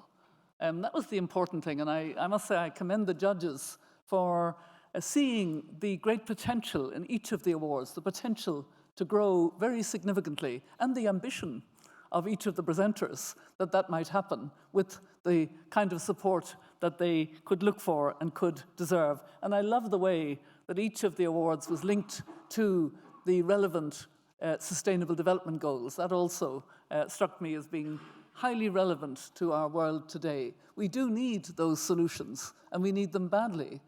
But we also, as has been mentioned, are in a particularly acute time. And I'd like to begin, I'm going to speak rather personally, I'd like to begin by acknowledging I was a latecomer to the climate issue. I spent 5 years as UN High Commissioner for Human Rights. I went to Colombia in the bad old days, to Medellin, to Bogota in particular, and I could see the difference that the last project made just by beautifully greening and providing a natural environment for citizens that had such an impact on reducing violence and creating much greater peace. But during those 5 years as High Commissioner, I never made any significant speech about climate because it was being dealt with by another part of the UN system. And I was in my silo, quite a large silo, mind you, human rights, gender, rights of people with disabilities, indigenous peoples, etc. And it was only afterwards, working on economic and social rights in African countries, rights to health and food and women, peace and security issues, corporate responsibility issues, that I became aware that I was hearing the same sentence in each of the African countries I went to. I was also honorary president of Oxfam during that period, and Oxfam would wheel me out as well. And I kept hearing, things are so much worse. And to my surprise, it was just the unpredictability, the strangeness. This is outside our experience, people said to me. Not knowing when to sow, not knowing when to harvest, having long periods of drought followed by flash flooding, which destroyed the village.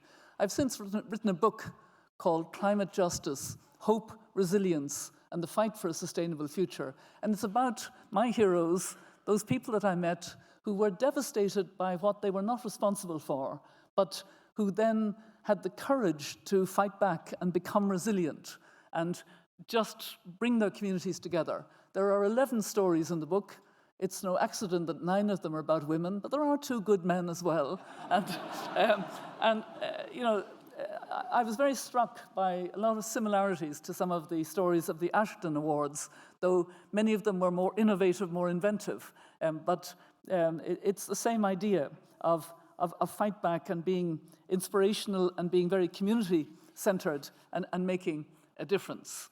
And then, subsequently and more recently, I was appointed the special envoy of the Secretary-General leading up to Paris, about 18 months before the Paris Climate Agreement. And that allowed me to be a sort of insider observer of the 2 big frameworks that were being negotiated in 2015. The 2030 Agenda with its 17 Sustainable Development Goals and the Paris Climate Agreement. And the 2030 Agenda was from the beginning quite clearly voluntary.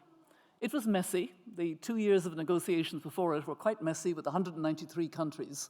But the package at the end was very remarkable because there were 2 good pens that contributed to it, and I know both of them, Dermot Donoghue, the Irish ambassador, and Macharia Kamau, the Kenyan ambassador. Both of them were able to put together a really good agenda with lovely language of human rights, gender equality, leave no one behind, prioritize the furthest behind first. First time I've ever heard that in a UN document. But it was voluntary. And countries were prepared to agree it because they could pick and choose. They could decide which goal, if any goals, and how to do it, and how ambitious to be. And then we went forward to the Paris Climate Agreement. And that was a treaty. But as we went towards it, it became less and less binding. There are bits of it still binding. There are a few shalls, but not much. And 195 countries agreed it. But I had observed that there was a process of more and more ministerial meetings leading up to Paris. A big breakthrough came when China and the United States sort of matched each other with an ambition to have a climate agreement and to commit to that agreement. We knew, therefore, we would get an agreement, more or less. But what was the detail? And at those ministerial meetings, there were usually about 60 representatives of countries. It wasn't every country of the 195 that would come to Paris. And they were very boring because everybody repeated their lines. I could tell absolutely what America would say under Obama administration, what China would say, what Brazil would say, what the European Union would say, what India would say, because they all repeated their lines. And there were other lines being repeated by Tony de Brum, the foreign minister of the Marshall Islands. And he kept saying, do you really want my country to disappear? Do you want us no longer to be a sovereign people? Is that what you want? That we will disappear, just simply be on another island and a group of people, but no sovereignty? We will have lost our cultural identity. We will have lost almost everything. And he kept repeating this. And we then had a mantra in Paris, 1.5 to stay alive. And we did get a new framing of the goal, which was that we should stay well below 2 degrees Celsius and work for 1.5 degrees. And I thought at the time, and I think most of us thought at the time, that was for the small island states. It was a kind of aspirational for the small island states. But then we had the report, which has been referenced this evening, of the Intergovernmental Panel on Climate Change last October. They had to be asked to explain what's the difference between 2 degrees and 1.5 degrees, because that had never been studied scientifically, never been studied before. And many scientists had given up on a 1.5 and almost given up on a 2 degrees as being the level that we should be at. So it was very important that the scientists did study this. And what they concluded, and I'm simplifying a little bit, but it's essentially true, is that between 1.5 degrees and 2 degrees, very serious things happen. The coral reefs disappear, more or less. The Arctic ice pretty well disappears. And there's a heavy thawing of the permafrost, melting of the permafrost, that lets not just carbon, but methane up. And that is a much more dangerous gas, as I'm sure you would be aware. So 2 degrees is the outer limit of what is not safe at all, but the outer limit of what we could possibly consider passing on to our children and grandchildren. So the scientists strongly recommend that the 1.5 degrees isn't just for small island states, it's for the whole world. And what they said when they reported in October last was, we need, in order to stay at 1.5 degrees, to reduce by 45% from 2010 standards the greenhouse gas emissions, the carbon emissions, reduce it by 45%. As you know, 2018, it went up, and I think 2019 will see the same, an increase. So we're not on course. We've seen wonderful projects this evening. We've seen the potential, but we're not on course.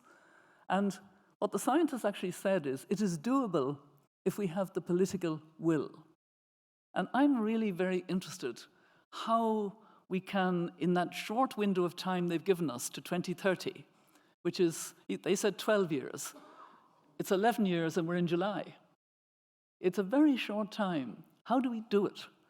And I've become convinced that, first of all, we need to revisit those 2 frameworks in 2015. They may have been voluntary and almost voluntary when they were negotiated, but now science has kicked in, not just the report of the IPCC, but also the UN report in May about the extinction of species, which is also referenced this evening. 2 major scientific reports. And I've actually recently acquired a somewhat scientific hat, to my astonishment, because I'm not a scientist, but I've been asked to be patron of the International Science Council. The International Science Council is a merger that happened last year in 2018 between the International Council for Science and the International Social Sciences Council. And I think you'll appreciate that's quite important, because that brings hard science and social science together in the one body. And they are the global voice, in effect, for science. And I believe that we've now got to the stage where science is giving us an imperative message, that we actually have to no longer consider those 2 frameworks voluntary, the 2030 Agenda and the Paris Climate Agreement, so the countries can decide if and when and how ambitious.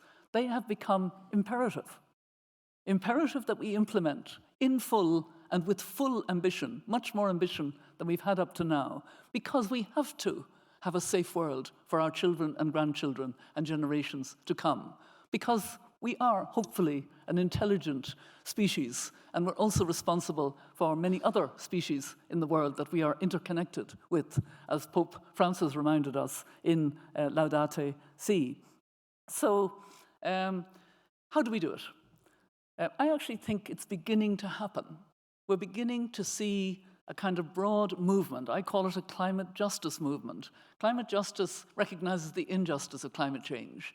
When I started my foundation on climate justice, I would speak about those who are most affected and least responsible. And I would talk about small island states, I would talk about indigenous peoples, I would talk about poorest countries, and even poor communities in rich countries. After, for example, Hurricane Katrina in the United States, and other examples of where poor communities can be devastated and get very little support. And now climate justice has been mainstreamed by children. Children have reminded us of the intergenerational injustice that's affecting them, and they're very angry. Listen to what Greta Thunberg is saying. I followed her when she was a 15-year-old outside the Swedish Parliament. I just got a photograph, and I was so impressed, partly because she was so tiny, and she was sitting with this handmade sign in the very beginning, and I thought, wow, that's amazing. And now look at how it has grown, and the Fridays for Future have become so important. And young people have taken on such a message. Extinction Rebellion takes it one step further into being a peaceful protest because they feel so strongly. Women leaders have really begun to step up on climate change. African women were there a long time ago because it was so much part of life. The impacts of climate change were so evident. But it frustrated me a bit that women in Europe and women in the United States, by and large, you know, we're talking about Me Too, we're talking about equal pay, we're talking about needing to be at the table, we're talking about health and education, and somehow climate change would maybe be referenced, but not knowing how to talk about it.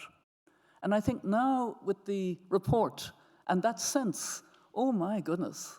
I actually have a podcast at the moment that one or two of you may have heard of. Has anybody heard of my podcast, Mothers of Invention? Oh yes, I see some hands going up. Excellent, good. Well, you'll remember that the byline, I do it with Maeve Higgins, who was 8 years old when I was elected President of Ireland, not Prime Minister, President of Ireland. And she is a very successful comedian now in New York, very, very funny, and also very kindly in her humor, which is nice. And she's half respectful when we're doing this podcast together. And the byline is that climate change is a man-made problem and requires a feminist solution. And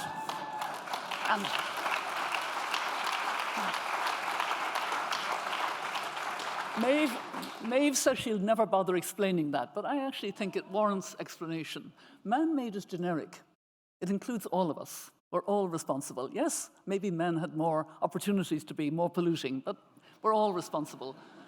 And a feminist solution definitely includes men. I think it included all the award winners that I saw here this evening. The men who were so concerned about how women cooked, how women made silk, cloth, etc., etc., etc. Feminist solutions. And so we have a potential for a broad movement. Scientists and science has to be part of that movement. I'm very happy that business, more and more business is stepping up. My particular connection is with the B team of business leaders. The current chair is Paul Pullman. The deputy chair is Sharon Burrow of the International Trade Union Confederation, the most senior trade union woman. So you have that combination. In January 2015, so before the two frameworks that I mentioned, and 11 months before Paris, in Davos, the B team made a commitment to be net zero greenhouse gas emissions in their corporations and in their supply chains by 2050, and to do it the climate justice way with just transition. And I remember how excited Christiana Figueres was. She said, this is real leadership. And I'm not a businesswoman, I'm not a scientist, but I'm a conscience holder. I hold them to the task, and we've now had reports where they share experience and encourage each other, moving significantly to that goal. Now I've heard a number of the B team members say 2050 is too late. We should be net zero by 2040 at the latest. And there's that kind of sense of urgency. I was just over a week ago in the Vatican at a meeting of oil and gas chiefs and heads of finance and investment. And they were all there. I mean, ExxonMobil, BP, Total, Shell, etc. We talked about three things. We talked about just transition, but we didn't actually manage to get a statement about it. There hadn't been a draft prepared in advance, but there was a good discussion, an awareness. And then there were two statements, one on carbon pricing and one on climate risk reduction, transparency in climate risk reduction. And those who participated all signed up, basically, to both statements. In my view, if I was in a different context, they were weak statements. But the point wasn't the strength of the statement. The point was the signatures to the statement. But quite honestly, I became even more aware of the problem we have. It's a very simple problem. The money you make from fossil fuel is far, far greater than the money you make from clean energy. I mean, so very much greater. So alas, those who are making a lot of money from fossil fuel aren't in any great hurry to move to renewables. And there's nobody kind of bridging that gap. Greta Thunberg, when she was in Davos, put it well. She said, our house is on fire and all you care about is money. The words of a child really capturing the situation. So we need a climate justice broad movement that is inclusive of investors, that's inclusive. I was yesterday at part of the Climate Week here in London. I'm delighted London has its first Climate Week, and obviously it's a very vibrant one. I was at the Green Finance Summit yesterday. I was quite impressed with what I was hearing there. There is a change happening. It's not enough yet, it's not happening fast enough, but it is happening. And I want to end with words of somebody who inspired me greatly. And she actually was a former speaker at the Ashden Awards. When I was setting up my foundation, I asked Wangari Maathai if she would be on the board. And she said, Mary, sadly, I'm not taking on any new commitments because I'm on my way out. I couldn't believe it. It was just an early indication, and a year or two later, she died too young. She used to come to the UN when I was High Commissioner. And when people come from the outside to the UN gives them 5 minutes. 5 minutes to say your piece. Wangari had not come to the UN to be confined to 5 minutes. After about 15 minutes, I would start to try and rein her in. After 25 minutes, I would say, Wangari, that's enough. And the interpreters are going to walk away. Anyway, she used to be very inspirational then, and she continues to inspire me. And I love this sentence of hers because it captures, I think, the moment we're in. And we have to appreciate that. In the course of history, there comes a time when humanity is called upon to switch to a new level of consciousness, to reach a higher moral ground. That's actually what we have to do. We have to reach a higher moral ground. And if we read the 2030 agenda, it's all there. Leave no one behind. Have that solidarity with developing countries. Implement the Sustainable Development Goals, and know that the goal now is to stay at 1.5 degrees, and that it's a challenge. But I was going to finish with Wangari, but I could also finish with Nelson Mandela, as after all I am chair of the elders, and his words were even more simple. It always seems impossible until it's done. Thank you.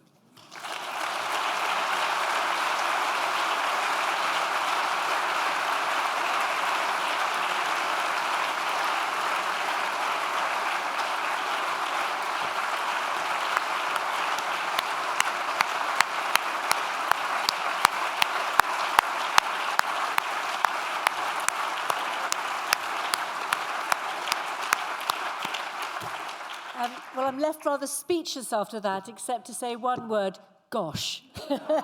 Thank you very much indeed. Really, really inspirational words. Now, all that's left for me to do is to say some thank yous to all of our funders and supporters. These awards certainly couldn't take place without you. To our brilliant winners and runners-up who are showing us such interesting paths to a potentially, let's hope, a brighter future. And of course, a very big thank you to everybody who's worked so hard to make this evening a really great success. Now, before we head off to drink a toast to all these excellent winners, I'd like to invite Jonathan Porritt up to the stage to say a few words to mark this very special evening for Sarah and for everybody at Ashton.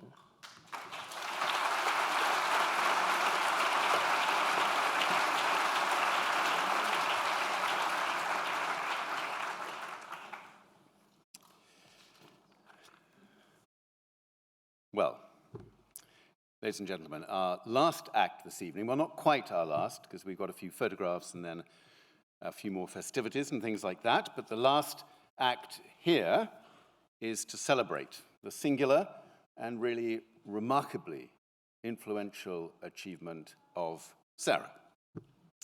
Of Sarah in setting up, creating this astonishing organization 19 years ago, in driving it forward indomitably during that time, from quite a small, and I hear quite a tentative start, where for the first couple of years, the Ashden Award winners were sheltered under the warm embrace of the Whitley Awards before it took off and did its own thing in the way that we've got used to over all these years. And you see it now for what it is this evening, this extraordinarily dynamic, flourishing, exciting, warm organization celebrating the best of what is going on in the world of sustainable energy and access to energy.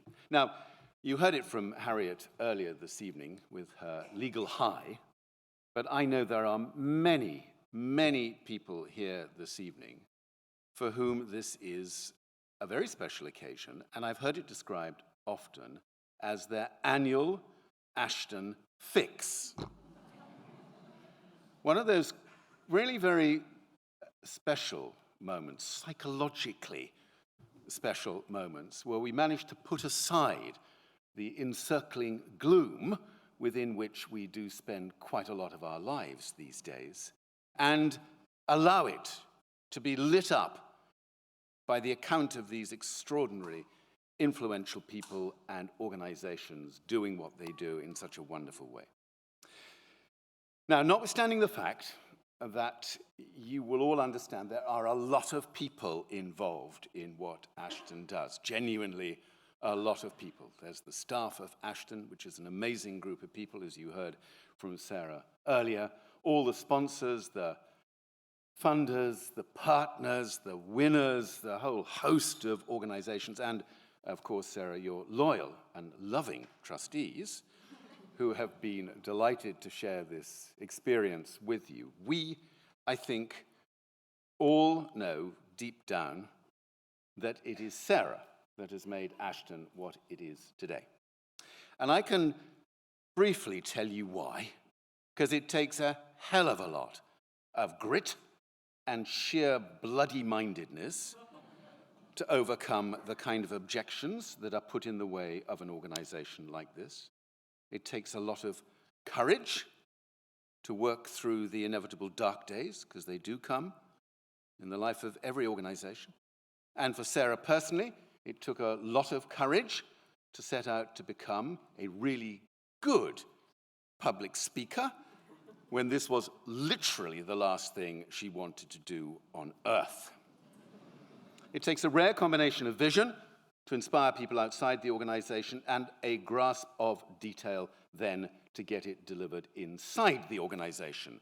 And there are a lot of people who can vouch for that here tonight as well. It takes a lot of patience, a lot of persistence, and a shed-load of what I can only describe as really smart, soft power. I think that's where the feminism bit comes in. Now, there is no one way, Sarah, of marking all of that this evening, not least because we're not really saying goodbye to Sarah, don't forget. This isn't a goodbye moment. Happily for me, it's goodbye to me, as it were, because I shall be stepping down as acting chair of trustees as of now, and Sarah will be taking over as chair. But we thought that the very least we could do for Sarah this evening to mark this special moment is to present you with your very own Ashden Award.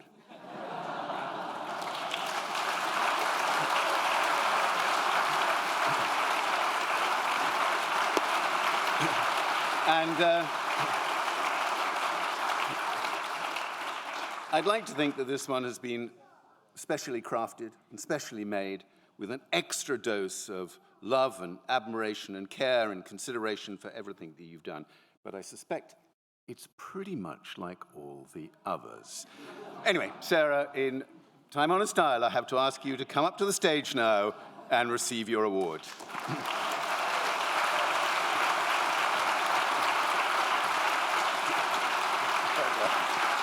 We go here.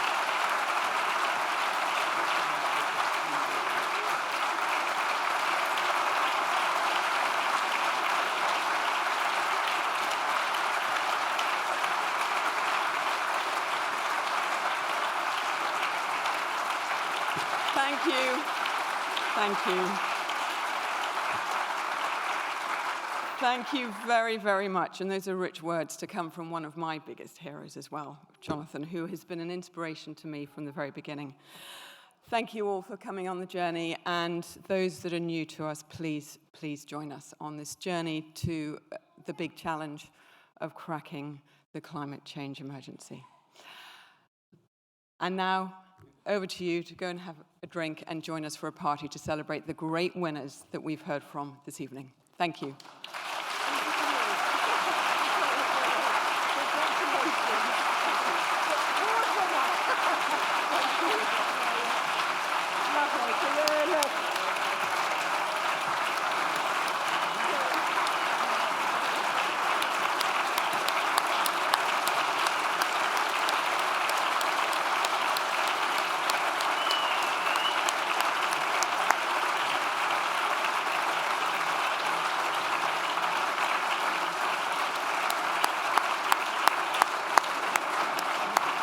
Thank you so much. Do stay on the stage. We'd like to invite Sarah to stay, and Mary Robinson could come back, and all the winners, and Harriet Lamb as well, are going to get a nice group photo. But the rest of you are welcome to toast the winners.